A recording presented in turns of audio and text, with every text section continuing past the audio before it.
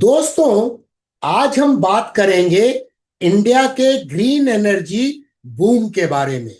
2030 तक 500 gigawatt renewable energy का target है। इसका मतलब है massive transformation across power, mobility और इंफ्रास्ट्रक्चर। पर सवाल यह है, क्या यह सिर्फ गवर्नमेंट का प्लान है या स्टॉक मार्केट में भी कुछ धमाका होने वाला है? तो चलिए स्टेप बाय स्टेप समझते हैं कौन से ट्रेंड्स सेक्टर को ड्राइव कर रहे हैं, टॉप प्लेयर्स कौन से हैं और क्या अपॉर्चुनिटी मिल सकती है। स्टॉक मार्केट के रिटर्न्स कभी भी गारंटीड नहीं होते हैं, लेकिन प्रॉपर रिसर्च हमें एक एज जरूर देता है। पर उसके बावजूद रिस्क मैनेजमेंट बहुत इंपॉर्टेंट है। Rise of green energy in India. India ने कॉप 26 में कमिटमेंट किया था 2030 तक 500 gigawatt non fossil fuel capacity build करने का। इस गोल के पीछे सिर्फ एनवायरमेंटल कंसर्न नहीं है, बल्कि स्ट्रैटेजिक नीड भी है। आज भी हमारे एनर्जी इंपोर्ट्स जीडीपी का मेजर चंक कंज्यूम करते हैं। अगर हम रिन्यूएबल पे शिफ्ट करते हैं तो एनर्जी इंडिपेंडेंस की तरफ बड़ा स्टेप होगा। सरकार ने मल्टीपल पॉलिसीज लॉन्च की हैं। PLI schemes for solar modules, wind manufacturing और ग्रीन हाइड्रोजन इनिशिएटिव्स। एसईसीआई के ऑक्शंस हर महीने हो रहे हैं। ग्लोबल प्लेयर्स जैसे टोटल एनर्जीज और मजदार भी इंडिया के प्रोजेक्ट्स में स्टेक ले रहे हैं। ये सिर्फ टारगेट नहीं, एक फुल ब्लोन ट्रांसफॉर्मेशन है। And stock market loves structural trends. की ड्राइवर्स बिहाइंड द बूम।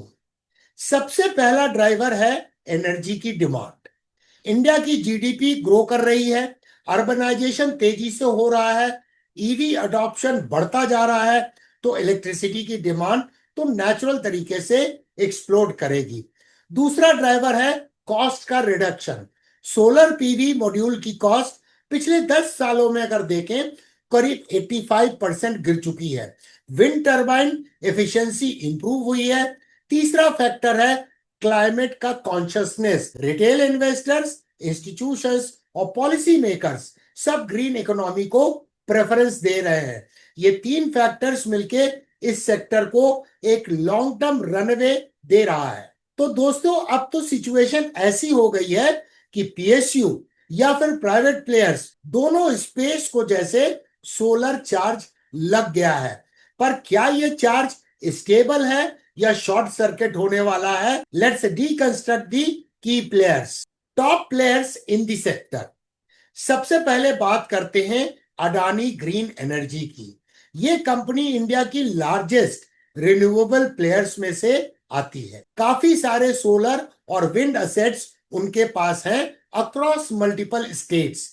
ये एग्रेसिवली एक्सपैंड कर रही है with foreign partnerships. Tata power भी सोलर ईपीसी, सोलर रूफटॉप और ईवी चार्जिंग में काम कर रही है। उनका डाइवर्सिफिकेशन एज देता है, बट मार्जिन्स वेरी करते हैं सेगमेंट वाइज। सुजलॉन एनर्जी एक प्योर प्ले है विंड एनर्जी कंपनी के शेप में। काफी टफ फेज के बाद अब रिवाइवल फेज में है। ऑर्डर बुक इंप्रूव हो रहा है, कॉस्ट रीस्ट्रक्चरिंग भी चल रही है। आइनॉक्स विंड भी विंड एनर्जी सेक्टर का एक इंपॉर्टेंट एंड की प्लेयर है, स्पेशली यूटिलिटी स्केल प्रोजेक्ट्स में। फाइनेंशियल्स में कुछ वॉलेटिलिटी है, बट एक्सपेंशन प्लान्स काफी एग्रेसिव है। और फिर है महिंद्रा रिन्यूएबल्स जैसे प्लेयर जो हाइब्रिड प्रोजेक्ट्स और एनर्जी स्टोरेज पर फोकस कर रहे हैं। ये सेगमेंट फ्यूचर ग्रोथ के लिए काफी इंपॉर्टेंट है। Investment opportunity plus risk. अगर आप इस सेक्टर में इन्वेस्ट करने का प्लान कर रहे हैं तो सिर्फ ग्रोथ स्टोरी से इंप्रेस नहीं होना है। आपको valuation, debt profile, cash flow सब देखना पड़ेगा। अडानी ग्रीन जैसे स्टॉक्स में भी हाई वैल्यूशन प्रीमियम होता है, बट क्या वो जस्टिफाई होता है? सुजलॉन और आइनॉक्स में भी वोलेटिलिटी ज्यादा है, लेकिन टर्न अराउंड की कहानी भी है।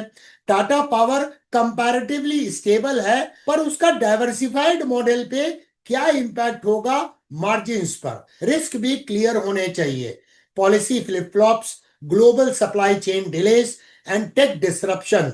आज की टेक्नोलॉजी कल आउटडेटेड हो सकती है, तो बॉटम अप स्टॉक सिलेक्शन के साथ टॉप डाउन मैक्रो एनालिसिस भी इंपॉर्टेंट एंड जरूरी है। Policy landscape and catalyst. Government ने रिसेंटली मल्टीपल इनिशिएटिव्स लिए हैं। Green open access rules, solar park schemes, green storage bidding framework, SECI, MNRE और इरडा जैसे एजेंसीज भी एक्टिव है। ग्रीन हाइड्रोजन मिशन के अंदर इलेक्ट्रोलाइजर मैन्युफैक्चरिंग और अमोनिया एक्सपोर्ट प्रोजेक्ट्स लॉन्च हो रहे हैं। अब ऐसे में आपको यह देखना है कि कौन सा स्टॉक पॉलिसी टेलविंड्स का फायदा उठा रहा है और कौन सिर्फ नैरेटिव पे चल रहा है। Fundamentals snapshot. चलिए अब 4 मेजर प्लेयर के कुछ की इंडिकेटर्स देखते हैं। पहले स्टार्ट करते हैं अडानी ग्रीन से। अडानी ग्रीन का पाइस्ट्रॉकी स्कोर 5 है और अर्निंग का ग्रोथ फोरकास्ट जो है वो 39% है। रेवेन्यू ग्रोथ फोरकास्ट है 22%। टाटा पावर की बात करें तो उसका पाइस्ट्रॉकी स्कोर 5 है, अर्निंग ग्रोथ फोरकास्ट है 13.9%, रेवेन्यू ग्रोथ फोरकास्ट है 8.3%। सुजलॉन का पाइस्ट्रॉकी स्कोर 5 है, अर्निंग ग्रोथ फोरकास्ट है 17.8%, रेवेन्यू ग्रोथ फोरकास्ट है 28.2%।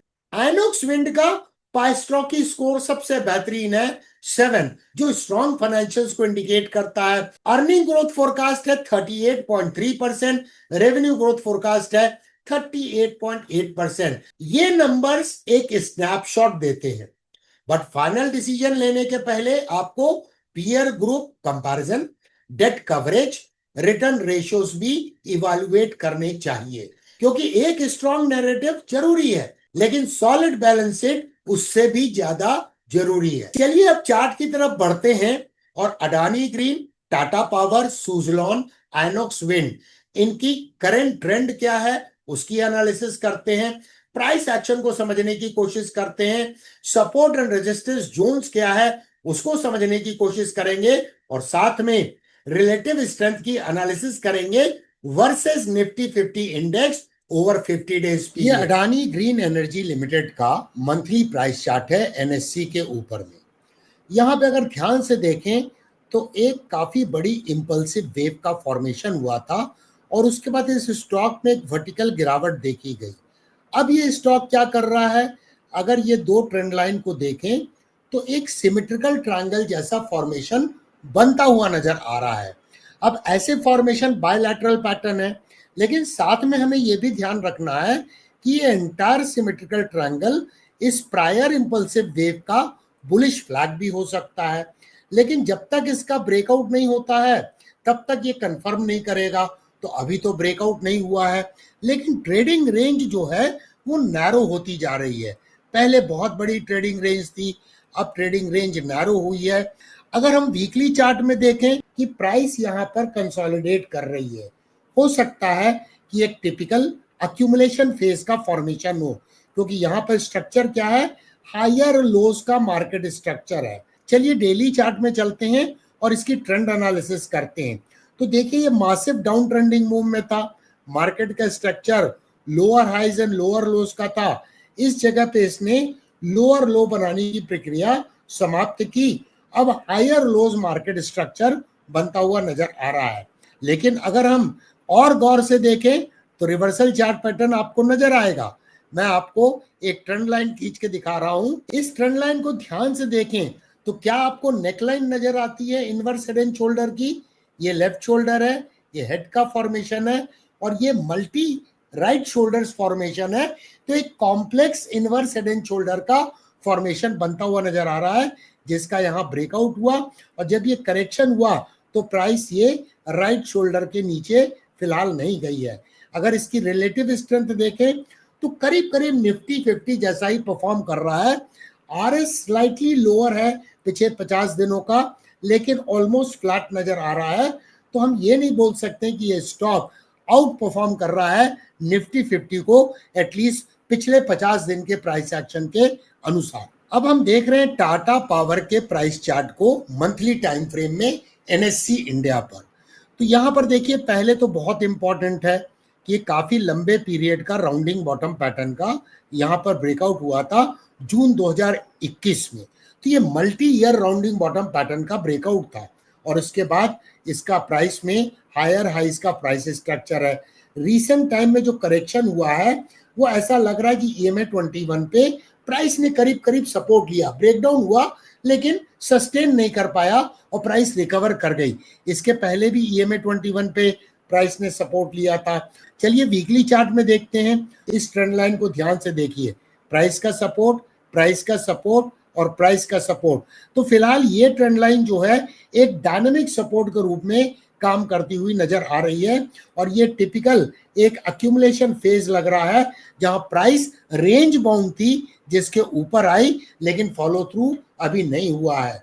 अब इसको डेली चार्ट में देखते हैं और इसकी ट्रेंड एनालिसिस करते हैं।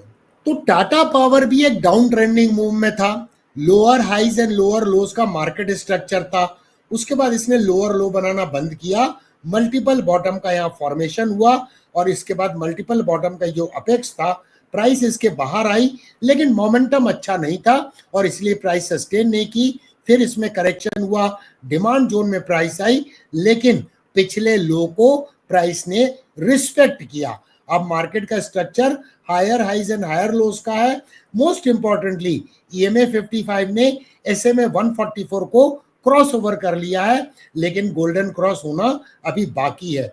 इस स्टॉक के भी RS को देखें तो रिलेटिव स्ट्रेंथ निफ्टी 50 के प्रति ऑलमोस्ट फ्लैट नजर आ रही है जैसा अडानी ग्रीन में नजर आ रही थी। इसका मतलब ये स्टॉक भी पिछले 50 दिनों में इस जगह पे इसने आउट परफॉर्म किया है निफ्टी 50 को, लेकिन फिर से ऑलमोस्ट फ्लैट हो गया है पिछले 50 दिन के प्राइस एक्शन के अनुसार। अब हम देख रहे हैं सुजलॉन एनर्जी के प्राइस चार्ट को और ये मंथली चार्ट है NSE इंडिया के ऊपर में। एक मासिव डाउन ट्रेंडिंग मूव में था और इसमें ऑलमोस्ट कैपिटल का इरोजन हो गया था। यहाँ पर इसने लो बनाया, उसके बाद आप देखिए इस ट्रेंड लाइन को, प्राइस का रेजिस्टेंस, प्राइस का रेजिस्टेंस, प्राइस का रेजिस्टेंस, जिसका यहाँ ब्रेकआउट हुआ। तो ये एक तरह से मंथली चार्ट में इनवर्स हेड एंड शोल्डर का फॉर्मेशन था। वैसे मैं यहाँ पर भी एक हॉरिजॉन्टल लाइन खींचूं तो यहाँ भी आपको ऐसा स्ट्रक्चर नजर आएगा। तो रिवर्सल चार्ट पैटर्न का ब्रेकआउट हुआ काफी दिनों के बाद में मंथली टाइम फ्रेम में। अगर हम इसे वीकली चार्ट में देखें, इस जगह पे ऐसा लगा कि डिस्ट्रीब्यूशन पैटर्न बना रहा है, ये लेफ्ट शोल्डर है, ये हेड है, ये राइट शोल्डर है, पर थैंकफुली ब्रेकडाउन इसका नहीं हुआ और प्राइस नेकलाइन से रिकवर होती हुई नजर आ रही है, जो अच्छा खासा स्ट्रॉन्ग प्राइस एक्शन है क्योंकि प्राइस ने कई वीक्स तक यहाँ पे कंसोलिडेट किया, रेंज बाउंड रही और इससे ये बाहर आई। मतलब अक्यूमुलेशन फेज से ये प्राइस बाहर आती हुई नजर आ रही है। अब अगर इसे डेली चार्ट में देखें तो ये स्टॉक भी एक डाउन ट्रेंडिंग मूव में था। यहाँ पे मल्टीपल बॉटम का फॉर्मेशन इसने किया और यहाँ पर देखिए ये रेंज बाउंड ट्रेड होता रहा जिससे रेंज से बाहर आया और रिसेंट टाइम में थ्रोबैक जब किया तो इसने अपर फाइबर जो रेंज की थी वहां पर सपोर्ट लेता हुआ नजर आ रहा है। यहां पर सबसे इंपॉर्टेंट है EMA 55 ने SMA 144 को क्रॉस ओवर कर लिया है लेकिन गोल्डन क्रॉस अभी होना बाकी है। इसके रिलेटिव स्ट्रेंथ की एनालिसिस करें तो ये स्टॉक सर्टेनली निफ्टी 50 को पिछले 50 दिनों के डेटा के अनुसार आउट परफॉर्म करता हुआ नजर आ रहा है। अब हम देख रहे हैं आइनॉक्स विंड के मंथली चार्ट। तो यहाँ देखिए एक इसने ऑल टाइम हाई बनाया था करीब अप्रैल 2015 के आसपास में। Massive down trending move, price की रिकवरी हुई और यहाँ पर अल्टीमेटली फरवरी 2024 में डिसाइसिव ब्रेकआउट हुआ इस राउंडिंग पैटर्न फॉर्मेशन का। तो ये 9 इयर्स का राउंडिंग बॉटम पैटर्न का ब्रेकआउट हुआ है जो सिग्निफिकेंट है और रीसेंट टाइम के करेक्शन में प्राइस ने नेकलाइन के इर्द गिर्द सपोर्ट लेते हुए नजर आ रही है। अगर वीकली चार्ट पे एक नजर डालें, टिपिकल अक्यूमुलेशन फेज नजर आ रहा है। इस डाउन ट्रेंडिंग मूव के बाद प्राइस ने रेंज बाउंड मूवमेंट दिया, उसके बाहर आई लेकिन ब्रेकआउट कैंडल का फॉलो थ्रू नहीं हो पाया। अब डेली चार्ट में ट्रेंड एनालिसिस करते हैं तो ये स्टॉक भी डाउन ट्रेंडिंग मूव में था। मल्टीपल बॉटम का इसने फॉर्मेशन किया जिसका अपेक्स यहाँ था, यहाँ भी ब्रेकआउट हुआ लेकिन ब्रेकआउट के समय में मोमेंटम प्रॉपर नहीं था। स्मॉल बॉडी कैंडलस्टिक पैटर्न यहाँ पे बन रही थी जो इंडिकेट कर रही थी लॉस ऑफ अपसाइड मोमेंटम या डिमिनिशिंग मोमेंटम बोल सकते हैं। अगर यहां पर हम देखें, आरएस एनालिसिस करें निफ्टी 50 के प्रति, तो ये स्टॉक भी निफ्टी 50 के एट पार परफॉर्म कर रहा है। दोस्तों, इंडिया का ग्रीन एनर्जी पुश सिर्फ एक एनवायरमेंटल का इशू नहीं है, ये इकोनॉमी, जियोपॉलिटिक्स और इन्वेस्टमेंट का भी इशू है। अब सवाल ये है कि इन 4 स्टॉक्स जिसकी चर्चा हम लोगों ने की, आपके हिसाब से सबसे ज्यादा पोटेंशियल किस में नजर आता है? कमेंट करके जरूर बताएं। और अगर आपको ऐसे वीडियो पसंद आते हैं तो सब्सक्राइब करना नहीं भूलिएगा। और अगर आप टेक्निकल एनालिसिस सीखना चाहते हैं तो check out zero to hero playlist, learning never stops with DK Sinha.